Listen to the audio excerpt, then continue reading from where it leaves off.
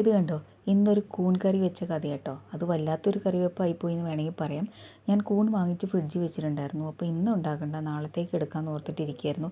അങ്ങനെ എല്ലാവർക്കും ഉച്ചയ്ക്ക് ചോറ് എണ്ണാൻ എല്ലാവരും ടേബിളിൽ ഇരിക്കുന്ന സമയത്താണ് മോൻ പറയണത്, അമ്മേ കൂൺ കറി വെച്ചില്ല, അതൊന്ന് വെച്ച് തരുമെന്ന്. പിന്നെ ആ സമയം കൊണ്ട് ഓടി വന്ന് വെള്ളം തിളപ്പിച്ച് ഇച്ചിരി മഞ്ഞൾപ്പൊടി ഇട്ട് കൂൺ അതിലേക്ക് കുഞ്ഞു കുഞ്ഞായിട്ടിട്ട് ഒന്ന് 5 മിനിറ്റ് വെച്ചു. കൂടുതൽ സമയം വെക്കാൻ സമയം കിട്ടിയില്ല.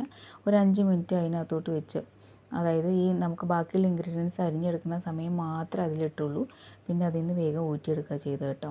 അതിന് ശേഷം നമ്മൾ ഒരു ചീനച്ചട്ടി വെച്ച് അതിലേക്ക് കടുക് പൊട്ടിച്ച് കറിവേപ്പില ഇട്ടതിന് ശേഷം ഈ സവാള ഇട്ട് കൊടുത്തു കേട്ടോ. സവാള നന്നായിട്ട് വഴണ്ട് വരേണ്ടതാണ്. സത്യം പറഞ്ഞാൽ തിരക്കുകൊണ്ട് അത്രയധികം വഴണ്ടു എന്ന് വേണമെങ്കിൽ പറയാൻ പറ്റില്ല. എന്നാലും ചെറിയ രീതിയിലൊക്കെ ഞാനത് വഴറ്റിയെടുത്തു കേട്ടോ. വലിയ ശ്രദ്ധ കൊടുക്കാൻ പറ്റില്ല എന്ന് വേണം പറയാൻ.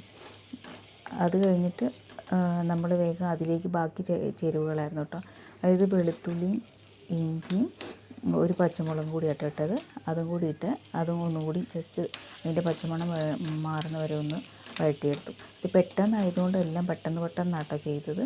പിന്നെ അതിലേക്ക് നമുക്ക് വേണ്ട പൊടികളായിരുന്നു കേട്ടോ. പൊടികളെന്ന് പറയുമ്പോൾ ഞാൻ ഇട്ടത് കുറച്ച് ചിക്കൻ മസാലയും കുരുമുളക് പൊടിയും മുളക് പൊടിയും മാത്രം കേട്ടോ.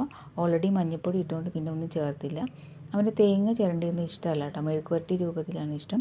അപ്പോൾ അത് കാരണം വേറെ തേങ്ങ ചേർക്കും ചെയ്തില്ല. ഒരു 5 മിനിറ്റ് ഒന്ന് അടച്ചു വെച്ച് കഴിച്ചു. കൂൺ കറി റെഡിയായി.